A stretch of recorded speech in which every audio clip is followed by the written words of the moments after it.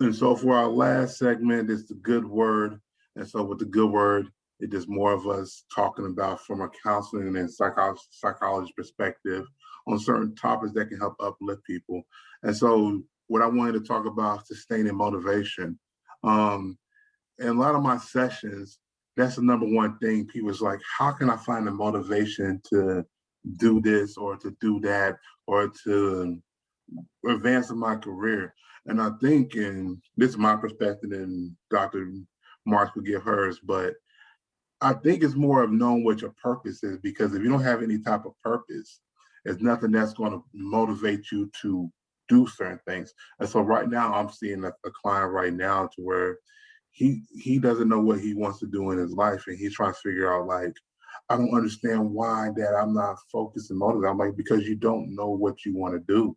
And so I think that when you have a purpose, your purpose can help you develop goals.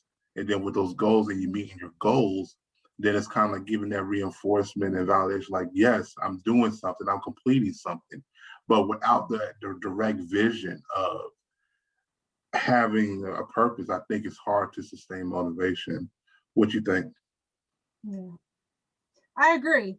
And I think that another aspect of it is within those goals, being able to give yourself like rewards. So you want to make a lot of small goals to meet your bigger purpose, right? And along the way, as you achieve those goals, have a reward for yourself. And that doesn't mean like you look up one day and you realize, oh, I did this thing. Let me do this nice thing for myself. No, you tell yourself from the beginning, this is my goal. And when I achieve it, I'm going to do this. Because there's a difference between intrinsic and extrinsic motivation, right? So if you are intrinsically motivated, you do things and it feels good. And that's why you do them, because they make you feel good inside.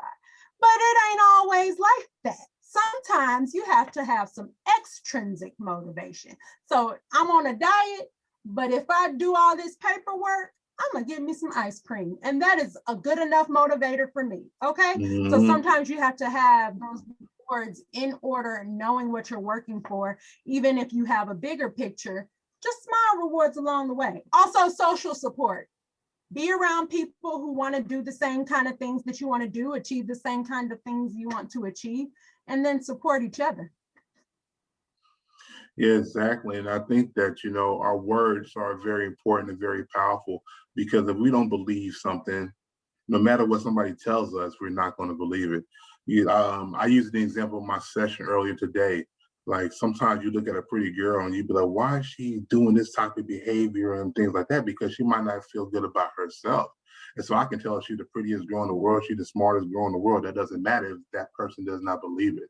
And so your words or your self-dialogue plays a tremendous role in motivation, because if you speak bad about yourself, nothing good is going to come out of it. It's not going to say, for instance, you say, I ain't shit, but then you want to feel good about yourself, you're not going to feel good about yourself. And so you have to make it a habit of Right. putting in your Right. schedule to give yourself daily affirmations. Actually, I got this app on my phone. It's called I Am. And it gives you affirmations however long, like, every hour, an hour, every couple of hours. And I sit there and just read it, because that is my daily verbal food that I can read and recite so I can feel good about myself. Mhm. You know, one thing about affirmations that I tell my patients all the time is it works even better if you tailor your affirmations to you. So if your affirmation is, you are beautiful, okay, that's great. But in the beginning, the issue isn't that you aren't hearing that you're beautiful. The issue is that you don't believe it. So you have Wow. to attach a personal truth to it. I am beautiful, and I know this because when I look in the mirror, I'll be like, okay, your hair is on point.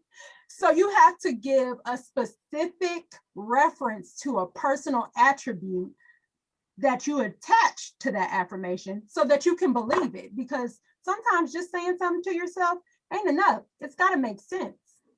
It definitely got to make sense. Definitely got to make sense. Actually, that's some good advice right there, coming from Dr. Marks. And